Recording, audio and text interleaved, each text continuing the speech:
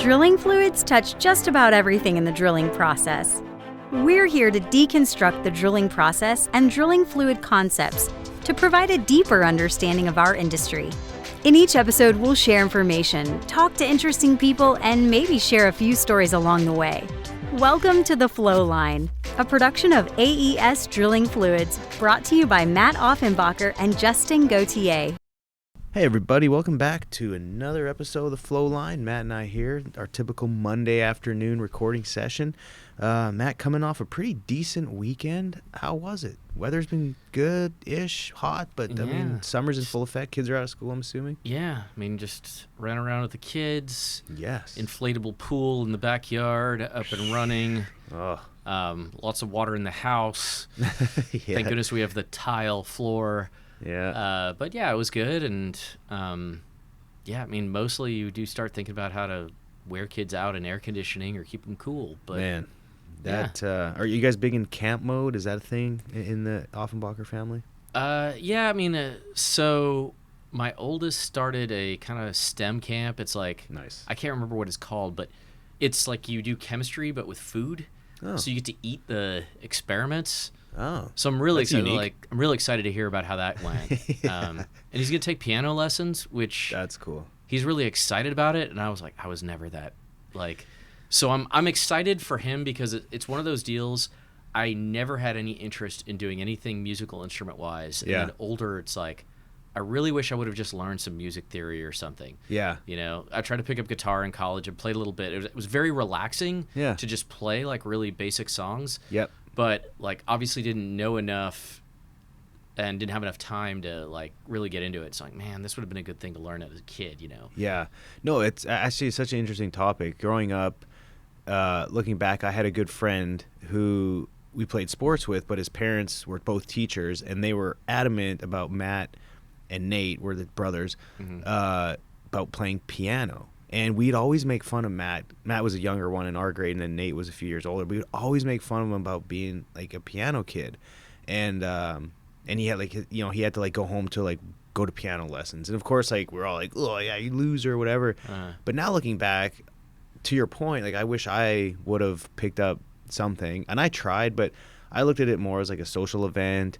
I never actually like paid attention to figure out how to read the music. I just like tried to play along and goof off, and I just didn't take anything like that serious. But I told my wife if there was a musical instrument that I'd like eventually want to learn a musical instrument. I think it's good as you get older, learn something new, and piano would be actually one of them. I just find it's like elegant and it's just very classy, and so that's cool. I commend you for putting him in that. And hopefully the next thing you'll be buying a piano for your house.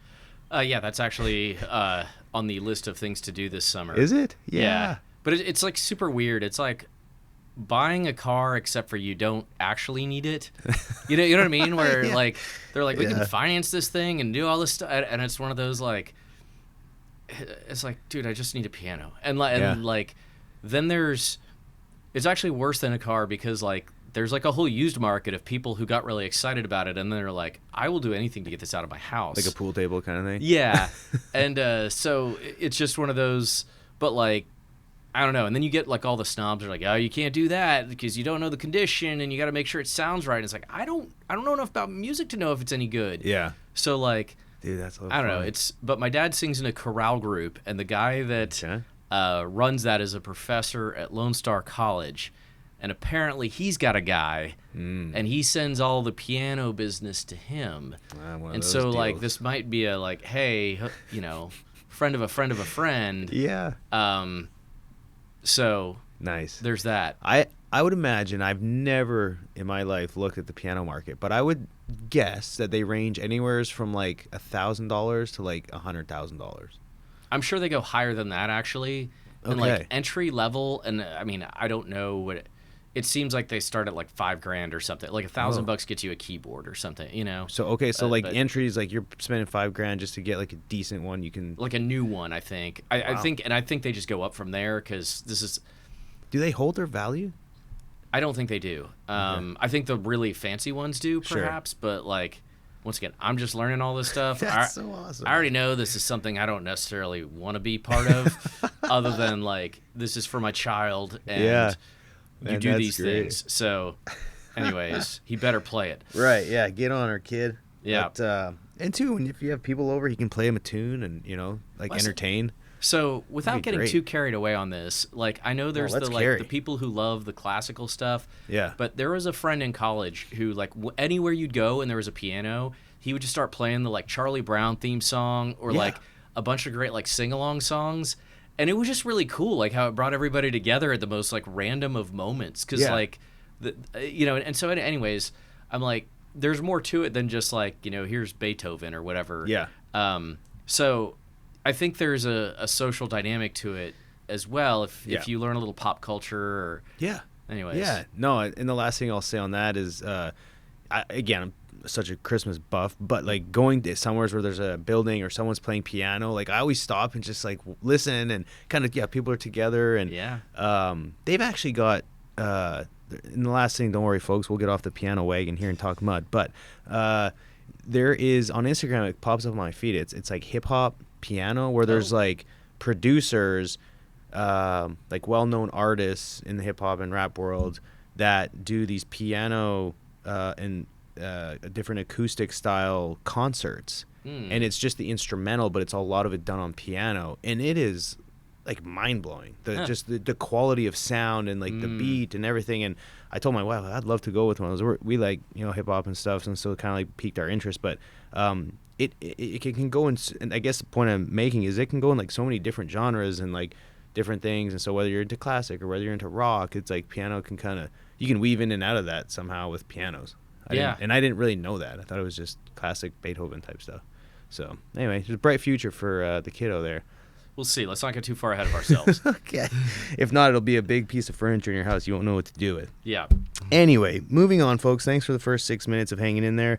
Hopefully you've made it this long. Today we are going to discuss excess oil-based mud volume. Anyone who's drilled with oil-based mud, you're either losing or you're gaining. It's rare that you end the well with the exact same amount that you started with. That's the goal. But the reality is if you don't lose much and you've got great solids control, perhaps you end up with, or maybe you have not great solids control, depending on which way you look at it. But there's a chance you'll end up with more than you need. And it's okay if you're drilling 1 or 2 wells, but if you've got a big drilling campaign, call it 5 or 6 rigs, and every well you've got an excess of say 200, 300, 400 barrels, eventually you have to do something with that mud. And so it's just an interesting sort of fluids management topic, if you will, and just kind of touch on that and see where the conversation takes us. What do you think? Yeah, I think I think a lot of people overlook how much mud is out there in the field. Yeah.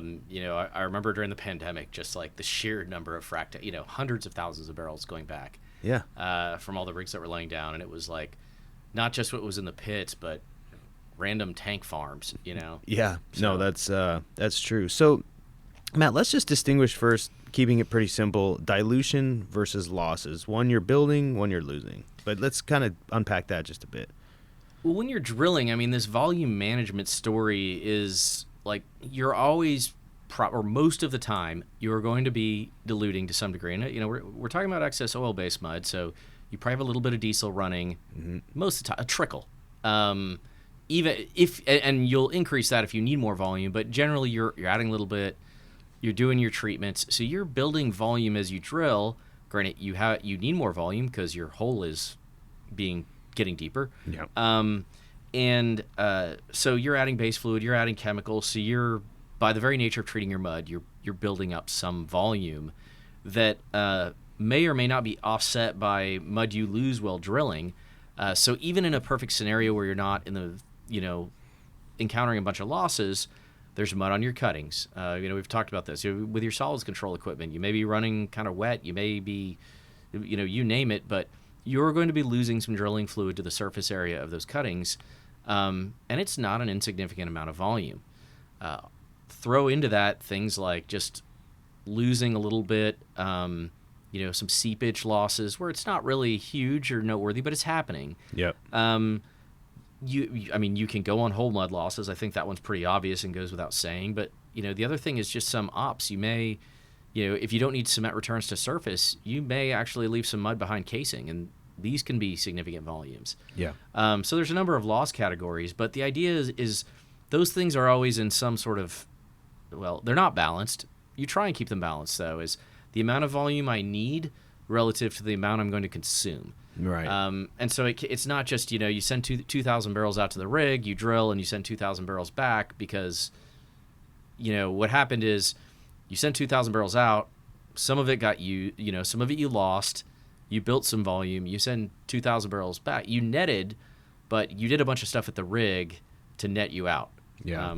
And so that is normally where we want to be, is we want to be even, as you've alluded to, but this episode's more about when we're not. Yeah. No, so let's get on to one end of the spectrum here, excess volume.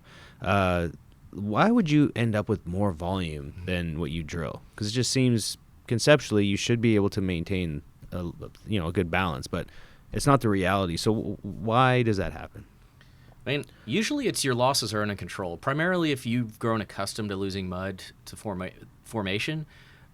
Circumstances, I've seen this a couple of different scenarios. One, I was working in Azerbaijan, they lost mud all the time, and then the government approved a different casing profile. And running the casing a little deeper eliminated one of the major thief zones. Yeah. And so in light of that, all of a sudden they had all of this extra mud volume on their hands. We see this out here where people, it may be that in a certain area where the frac rating is shifting, they altered their casing design. We have some customers who will just move to different parts of their own acreage, and so there will be this trend of having a, certain profile of volume. Then they go to the area where they don't lose very much and drill a bunch of wells there and see a huge build that they're not accustomed to. Yeah. So sometimes it can be those sort of changes. There are areas, the Haynesville is probably classic where they just don't lose a ton of mud.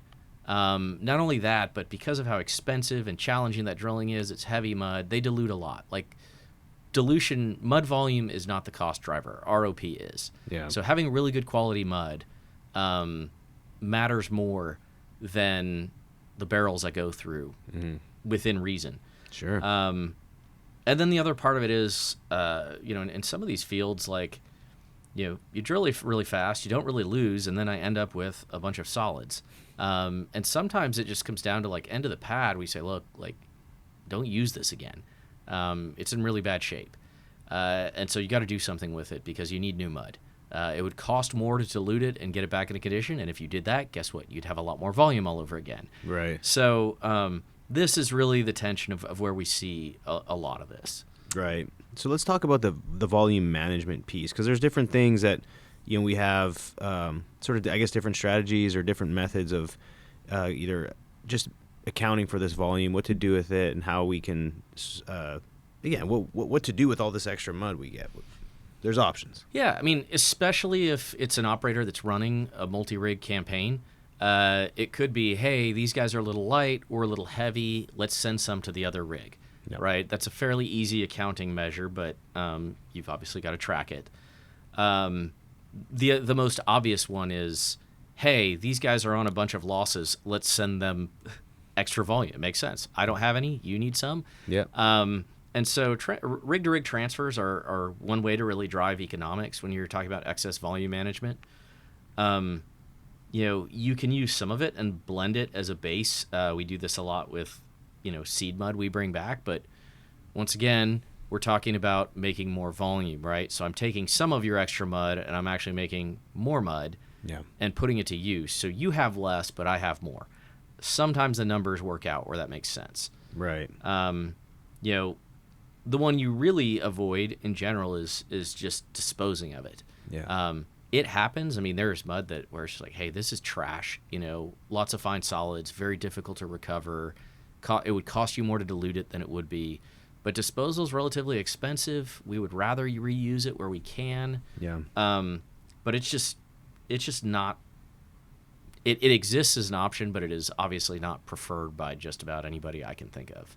Yeah. And then, I mean, look, can you sell it to somebody who would want it? So would you sell it to another mud company? I mean, do they even have room in their plant? What we find a lot of times is if one person is heavy on volume, everyone's heavy on volume. Right. We try and match everybody up. The sort of joke, like in Oklahoma, we're either like tank locked at our plant or we're on a vacuum, and like there's nothing in between. Right. Yeah. And it just seems, there, it really does seem like 2 or 3 rigs will go on serious losses at the same time, and you're just trying to keep the volume moving, and then otherwise it's all coming back at the same time. Yeah. So, we do our best to try and match up customers if we can. There's a number of times where on our, sort of sales calls and that sort of thing, we're going to say, hey, I've got a customer with some extra volume. Anybody looking for any? Yeah. And we'll see if it makes sense between transportation and relative, condition and all that kind of thing. Yeah. Well, that's where scale matters, right? Like, because of the rig count we have and the footprint we have, we can handle these things a lot easier than, say, if you're a smaller shop in the single basin. So it really helps in our position. Like a lot of times if there's excess volume out there, we can typically find a need for it. And if not, then, chances are no one else will either. But it is nice to have the options out there. Because, heck, from basin to basin we can transfer, whereas some people only have a handful of rigs in one basin. Then you're kind of at a you're kind of locked, if you will. So I'll say, it is nice when these things come up with just the scale we have.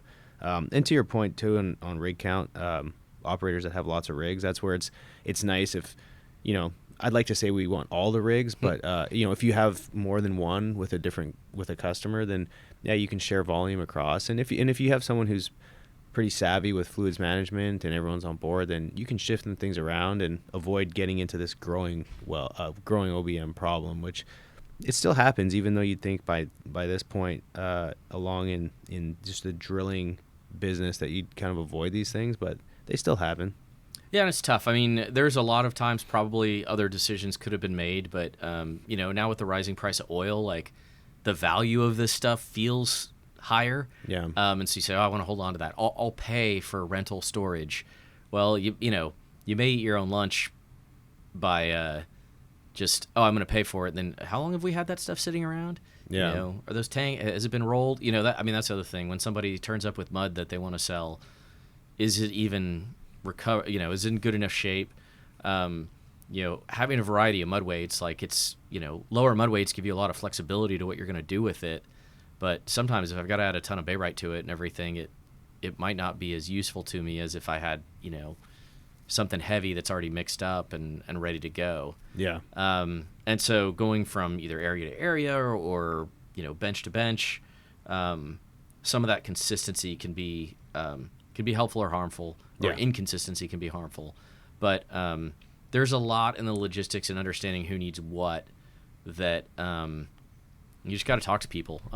Between customers and even competitors on occasion, we'll talk to each other and kind of see, there's certainly a what you call it, so kind of a professional understanding with those things. Most people are willing to make a deal. Yeah. As long as it doesn't, if it's somewhat good for both parties. Yeah. Matt, let's talk a little bit about, if you have excess volume, is there any unique technologies out there where you can treat it, or you can sort of do a 3-phase separation? I know that's been sort of a discussion for years, but has there been a sort of a good solution for that yet? I wouldn't say there's been a good solution. I think we're sort of still stuck in a fairly challenging environment for some of this. Yeah. There's a lot of interesting things people are working on. There's things like thermal desorption, which has been around for a long time, and if you have a relatively expensive base oil and a consistent amount of volume, the economics may make sense there.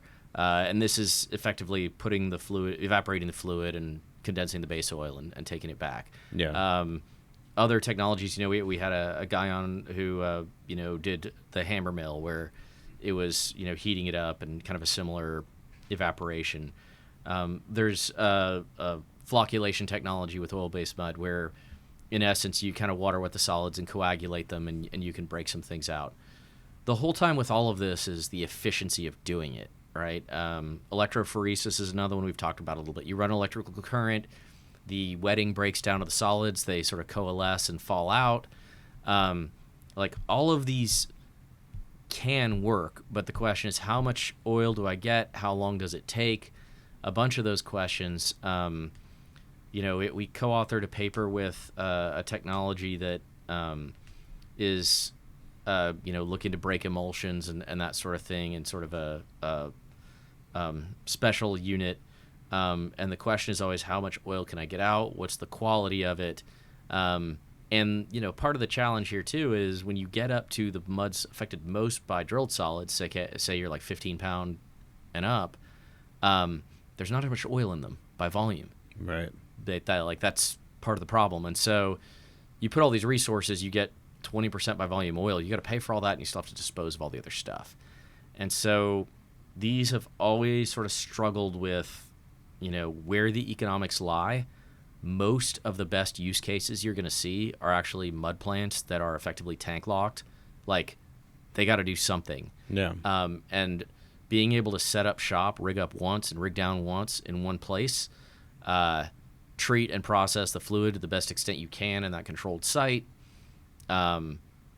build new volume right there with whatever you've recovered, that tends to make a lot more sense than kind of doing one-offs here and there. And I mean, there's, particularly this flocculation technology with, surfactants and polymers, I've seen both. I've seen people swear that the stuff is useless. I've seen people say it's great. There's probably some truth to it. I've even seen, some of these, if it's hot outside, they perform a lot better. As the weather cools, they don't. Yeah. So it's a very, very mixed bag when you talk about large volumes. And I would say that diesel is probably, like diesel-based, which is what a lot of people use, is the reason they use it because it's the cheapest. Yeah. A lot of the drivers where you see these other things applied is synthetics that have a significantly higher dollar value per gallon, and thus promoting the economics of recovery a little bit better. But scale of how much volume you have, how relative to how you're going to treat it, can be a challenge. So you got to get a lot of consistency, and it's, like I said, it's not straightforward, or we would be like, I think everybody would be running up and down saying, "Hey, look at this." Yeah. No, that's and true. instead we're doing a podcast episode on yeah how helpless we may be. Right. Yeah. Well, no, it's funny, but at the end of the day, it can become a problem, and but given that the market is always changing, you sometimes have excess, and then sometimes, like you said, you're at a vacuum and you're looking for anything you can get. Yeah. But it's an interesting conversation. I mean, part of, especially, it's funny, the company that AES bought back in the day was called Fluids Management. And I got to work with them for probably a good year and a half before it fully got integrated into AES. And most of the work we had was oil-based mud. Actually, all of it was. And we were more of literally a fluids management company than we were like a full-service drilling fluids company. We were a full-service drilling fluids company, but we just had, volume all over the place in certain basins, and most of the time was tracking volumes and figuring out where to put what volume. And so, yeah, really, as a mud company, fluids management is a big component on just the overall operation, and so it's worth the conversation. It kind of, you take it for granted on how we run the business, but the reality, there's, again, like you said, there's hundreds of thousands of barrels of mud at any given time all over the U.S. land, and someone has to handle it and deal with it and account for it. So anyway, just thought it was a good discussion. Any closing last words, Matt? I mean, I guess the only other thing I'll emphasize is, I mean, it is really a terrible business model, but, this fluid as inventory, it's going to fluctuate with the price of diesel, for example. Yeah. Which means a fluctuation in the price of oil leads to a dramatic swing in inventory value, up and down.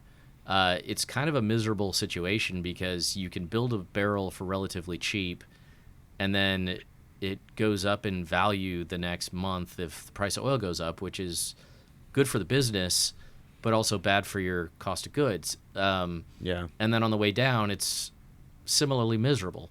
Right. So, it's a challenge, especially when the product sort of has this very long life, but doesn't.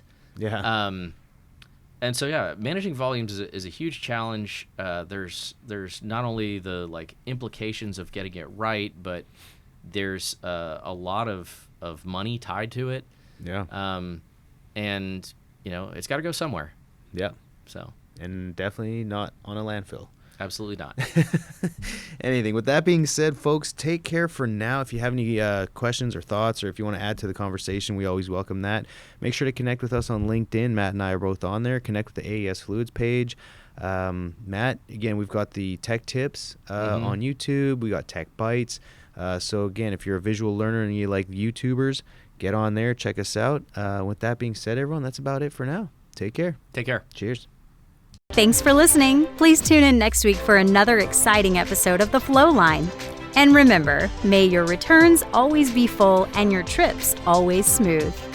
Views expressed in this program belong to participants and not their employees. The program is for informational purposes only and cannot take the place of seeking professional advice. Copyright AES Drilling Fluids.